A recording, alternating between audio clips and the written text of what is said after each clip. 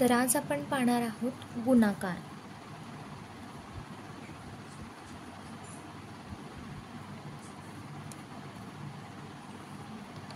दोन अंकी संख्येला एक अंकी संख्येने गुणल्यानंतर गुणाकार काय येतो आणि त्याची सोपी पद्धत आज आपण आजच्या या व्हिडिओमध्ये पाहणार आहोत। तर त्याच्यासाठी मी एक पहिल्यांदा उदाहरण घेत आहे। पहा, 35 गुणुले 7।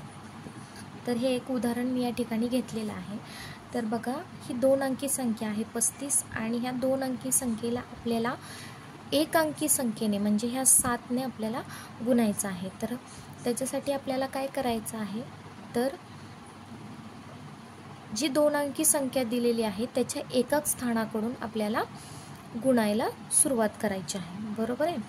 तर 7 गुणुले 5 म्हणजे 7चा पाडा 5 पर्यंत म्हणायचा आहे। 7 एके 7, 7 दोन्ही 14, 7 त्रिक 21, 7 चौक 28, 7 5 35। पहा, 35। 7चा पाडा 5 पर्यंत म्हटल्यानंतर संख्या येते 35। तर आपल्याला या ठिकाणी 5 लिहून घ्यायचा आहे। हातच्या आला 3। त्यानंतर आपल्याला 7चा पाडा 3 पर्यंत म्हणायचा आहे। 7 एके 7, 7 दोन्ही 14, 7 त्रिक 21। 21 मध्ये हे 3 ॲड करायचं आहे आपल्याला। 21, 22, 23 आणि 24। तर आपलं उत्तर आलेलं आहे 245। त्यानंतर आपण अजून एक उदाहरण पाहणार आहोत। पहा,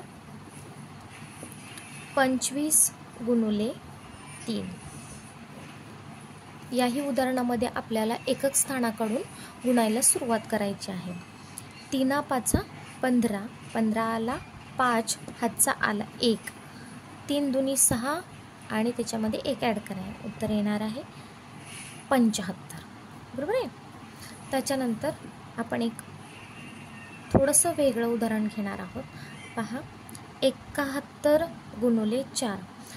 तर या उदाहरणामध्ये एकच स्थानला आहे 1। पहा, 1 ह्या संख्येला कोणत्याही संख्येनं गुणल्यानंतर गुणाकार 30 संख्या येते। पहा, 4 गुणुले 1 गुणाकार 30 संख्या येणार आहे, म्हणजे 4 गुणुले 1 4 आणि 4चा पाडा आपल्याला 7 पर्यंत नंतर म्हणायचा आहे, म्हणजे काय येणार आहे 4 7 28। तर उत्तर आलेलं आहे आपलं 284। त्यानंतर आपण अजून एक उदाहरण पाहणार आहोत। पहा, 44 गुणुले 2।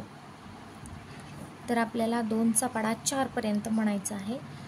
2 चौक 8 आणि परत एकदा 2 चौक 8, उत्तर आलेलं आहे 88।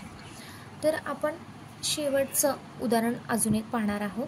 तर या उदाहरणामध्ये तुम्हाला समजेल की उदाहरणामध्ये जर 0 आलं तर गुणाकार कशा पद्धतीने करायचा। पहा, तसं एक वेगळ्या प्रकारचं उदाहरण आपण पाहणार आहोत। 60 गुणुले 5।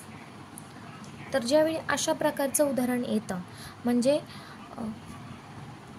ह्या उदाहरणामध्ये 0 जर आला तर गुणाकार कसा करायचा। तर पहा, 5 गुणुले 0। तर 0ला कोणत्याही संख्येने गुणले तरी गुणाकार 0च येतो, म्हणून 5 गुणुले 0 उत्तर येणार आहे 0। त्यानंतर आपल्याला 5चा पाडा 6 पर्यंत म्हणायचा आहे, म्हणजे 5 6 30। आपलं उत्तर आलेलं आहे 300। अशा प्रकारे आपण एकक स्थानपासून सुरुवात केली तर आपला गुणाकार कधीही चुकत नाही। याच्यामध्ये फक्त 2च नियम लक्षात ठेवायचे आहेत। ते म्हणजे आपल्या उदाहरणामध्ये जर 1 हा अंक आला तर काय करायचं, तर 1 या संख्येला कोणत्याही संख्येने गुणल्यानंतर गुणाकार तीच संख्या येते। आणि दुसरी गोष्ट म्हणजे 0ला कोणत्याही संख्येने गुणल्यानंतर गुणाकार 0च येतो। हे 2 नियम लक्षात ठेवले तर गुणाकार आपला अजिबात चुकणार नाही। तर व्हिडिओ आवडला असेल तर नक्की लाईक, शेअर आणि सबस्क्राईब करा आणि या पुढचा 3 अंकी संख्येचा गुणाकार पाहण्यासाठी माझ्या व्हिडिओला शेअर करा। असेच नवीन व्हिडिओ पाहत राहा.